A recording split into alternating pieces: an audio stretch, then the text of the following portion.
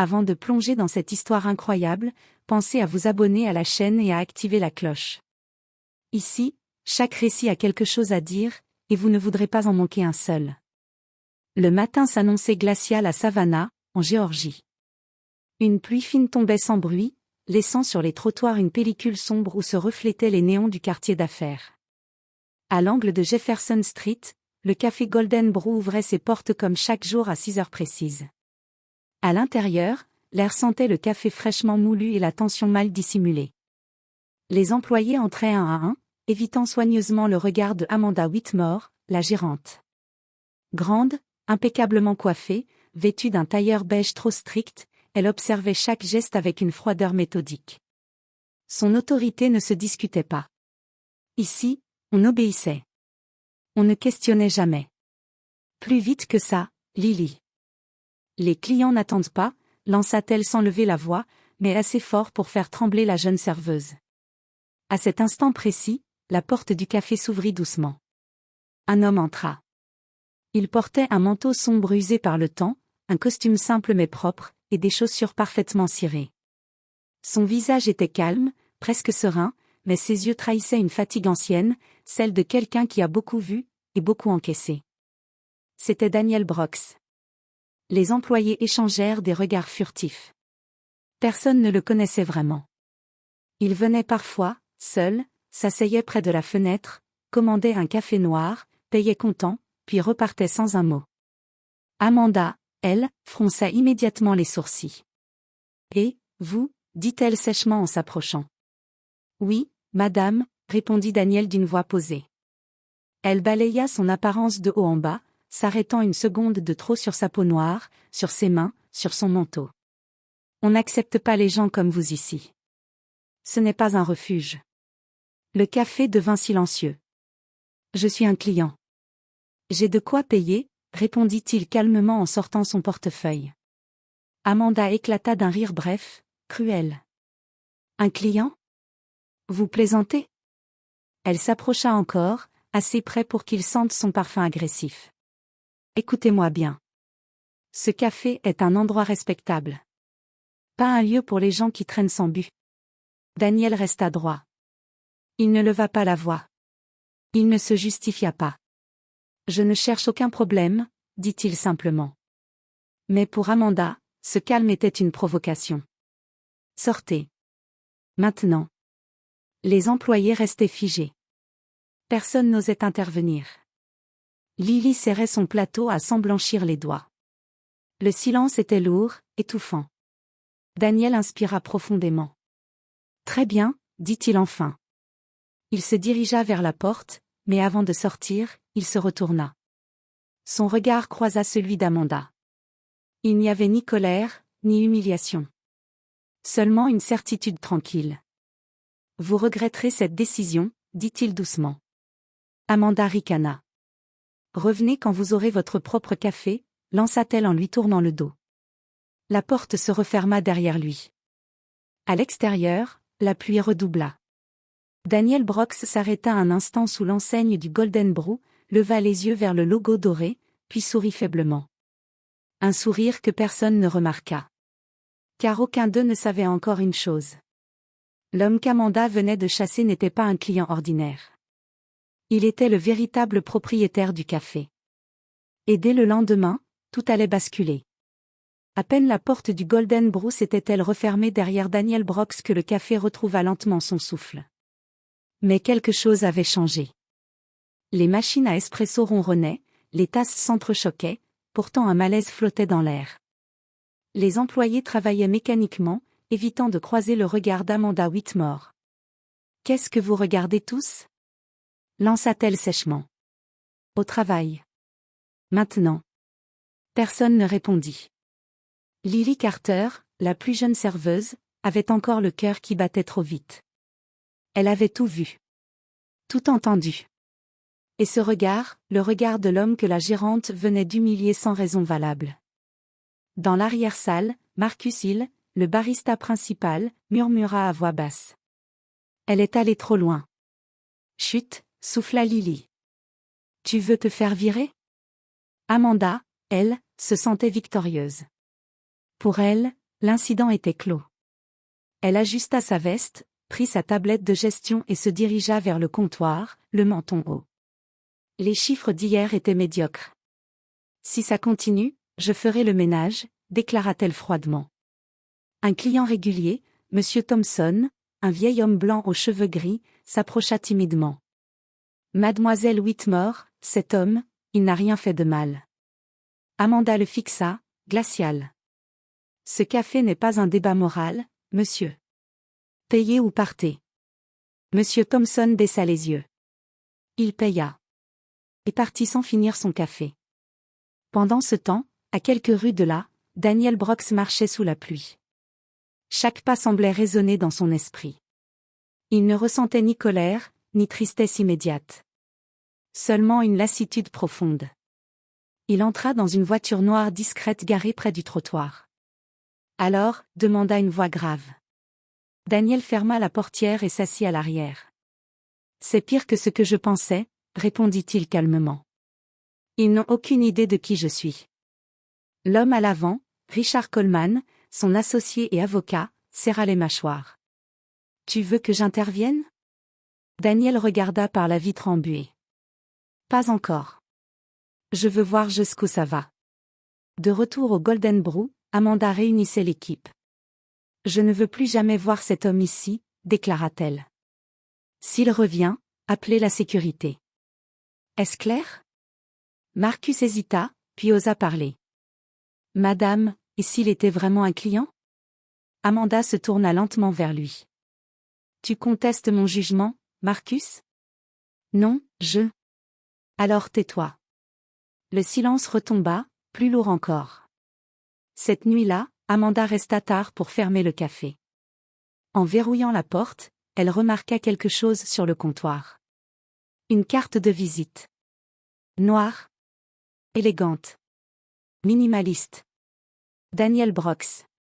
Président Brooks et Associates. Son sourire s'effaça un instant, puis elle ricana. Encore un mythomane, murmura-t-elle avant de jeter la carte à la poubelle. Elle ignorait que ce simple geste venait de sceller son destin. Le lendemain, quelqu'un d'autre ouvrirait le Golden Brew. Et Amanda ne rirait plus. Le lendemain matin, le ciel de Savannah était d'un gris lourd, comme un présage. Amanda Whitmore arriva au Golden Brew avec son pas décidé, prête à reprendre le contrôle après l'humiliation de la veille, selon elle. Elle poussa la porte du café, mais quelque chose clochait. Le son familier de la clochette n'avait pas retenti. À l'intérieur, un silence inhabituel régnait.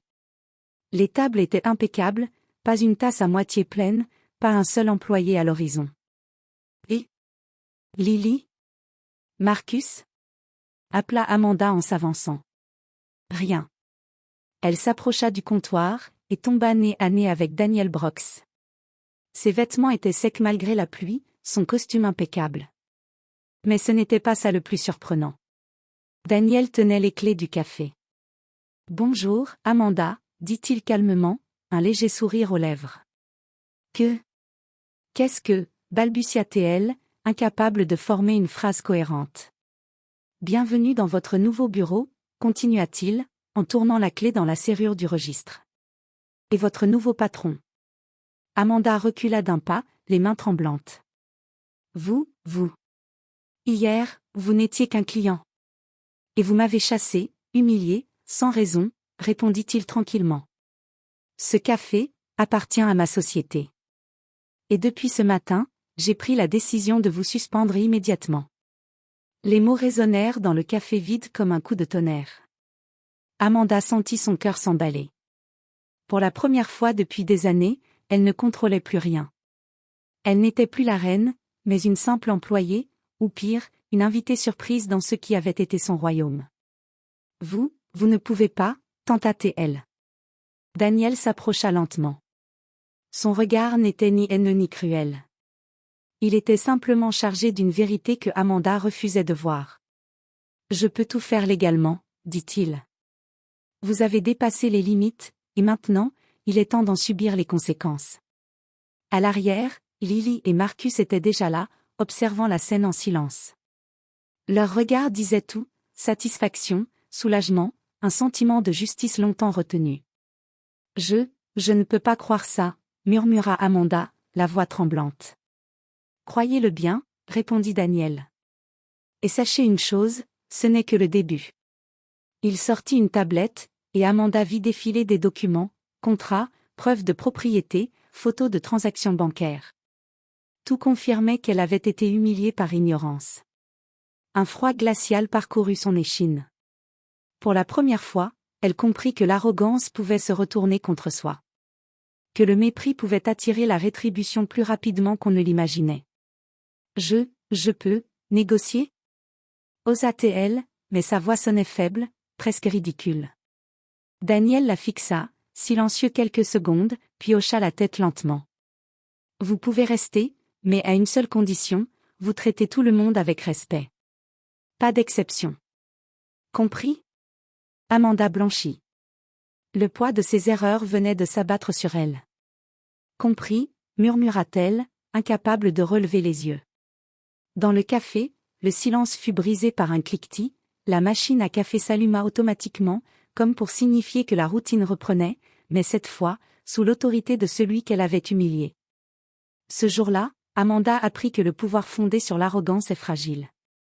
Et que la véritable autorité appartient à ceux qui savent faire preuve de patience et de justice. Le lendemain matin, Amanda Whitmore entra au Golden Brew avec son arrogance habituelle, mais quelque chose clochait. La gérante autoritaire qu'elle était hier semblait déjà appartenir au passé. Les employés étaient là, mais cette fois, ils ne baissaient pas les yeux. Lily Carter servait les clients avec un sourire confiant. Marcus il préparait les boissons avec un calme assuré. Amanda croisa le regard de Daniel Brooks. Il était assis derrière le comptoir, une tasse de café à la main, et la regardait comme on observe un animal dans un piège. « Amanda, dit-il doucement. Vous, pourquoi êtes-vous encore là ?» balbutia-t-elle, la voix tremblante. « Parce que je voulais donner une chance de réparer vos erreurs, » répondit-il calmement. Amanda sentit son cœur se serrer. Chaque mot qu'il prononçait pesait plus lourd que le tonnerre.